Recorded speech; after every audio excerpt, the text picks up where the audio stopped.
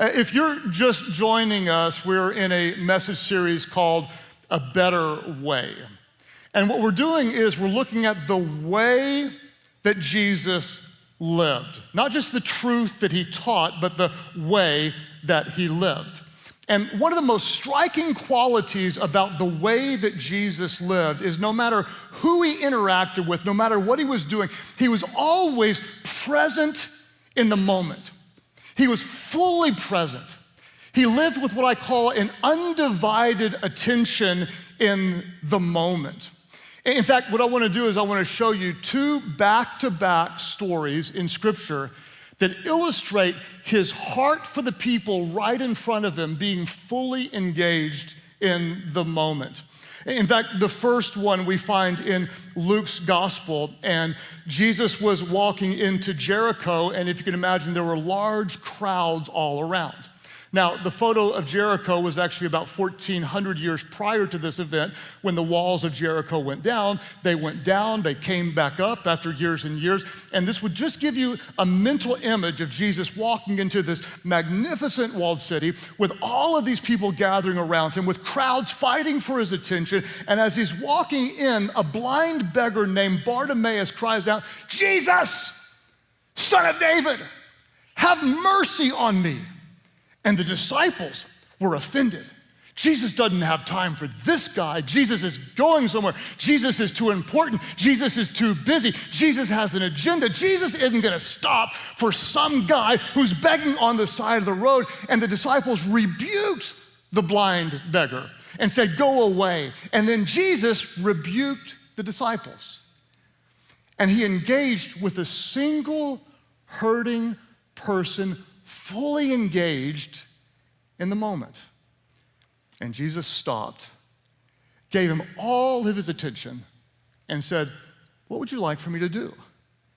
And the man cries out, "Could you heal me? Could you heal me? Could you please heal me? I haven't been able to see my whole life." And Jesus spoke a miraculous word of faith and healed the man. One miracle is Jesus healed him. The second thing to notice is that Jesus stopped for a guy that no one had time for. Fully engaged with the person in front of him. The second and next story, the consecutive story, here's one and the next one we see in John chapter 19, verse 1. It mentions Jericho again. As Jesus entered Jericho, and this time Luke tells us that he was actually going somewhere. He was passing through, and so he was moving through. He had somewhere to be. As Jesus entered Jericho and passing through, a man was there by the name of Zacchaeus. He was a chief tax collector and he was wealthy.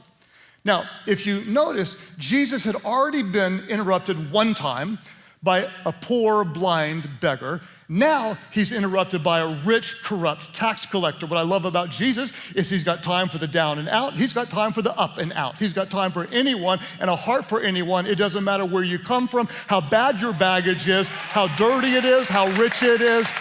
Jesus cares about you. And Jesus stops for this guy named Zacchaeus. Now, if you don't know who Zacchaeus was, I want to tell you about Zacchaeus. Zacchaeus was a wee little man. A wee little man was he, who climbed up into a sycamore tree to see what he could see. If anybody was in Sunday school as a kid, you drank the Kool-Aid and you knew who Zacchaeus was. That's the way it went. Well, he was a tax collector, which may not mean a whole lot to you in this culture, because a tax collector can be respectable, although you probably don't enjoy paying taxes. But during this time, this was like the most corrupt of all people. A tax collector would have been a person who would charge you what you owed and then add to it an exorbitant amount and keep the difference for himself. And so this was one of the most despised, most hated people around. And Jesus sees this guy and he calls him by name, Zacchaeus. And Jesus essentially invites himself over for lunch. And as he was going somewhere, after he'd already been interrupted once, He gives a no good sinner his full attention. And when he's talking to Zacchaeus, Zacchaeus has this moment of deep repentance in the presence of the Son of God. And he just says something like, I've sinned so many times, I've hurt so many people, and I am so sorry. I'll do anything I can to make it up. And then he just blurts out, you can almost feel him like making it up, and he means it, like, I'll give half my possessions to the poor, and I'll pay back 4 times to anyone that I stole from. And Jesus looks at this man and says, today, in this moment, right now, salvation has come to your home.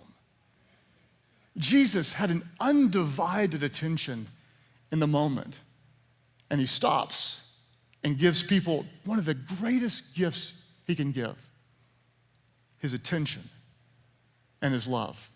Jesus was always fully present in the moment, and I want to be like that. But unfortunately, I'm not always like that.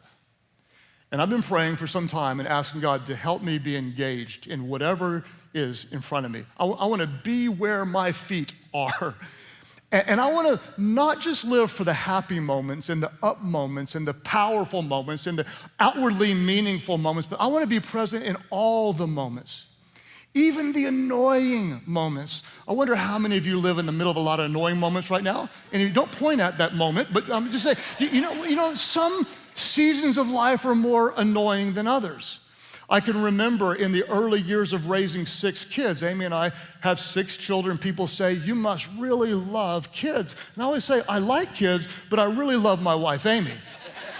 And all God's people said, amen. And I remember coming home always being annoyed that there were just toys everywhere, all over the house. And I thought, one day, someday, somehow, I'm gonna come into a clean, picked up house. And then I blinked. And now I have 1 of 6 that hasn't graduated. And almost every day I come home to a perfectly clean house. And what's interesting is some of you are doing the same thing that I did. You're complaining today about moments you'll miss tomorrow. You're literally complaining about the very moments right now that you're going to miss one day in the future. Jesus was fully engaged in the moment.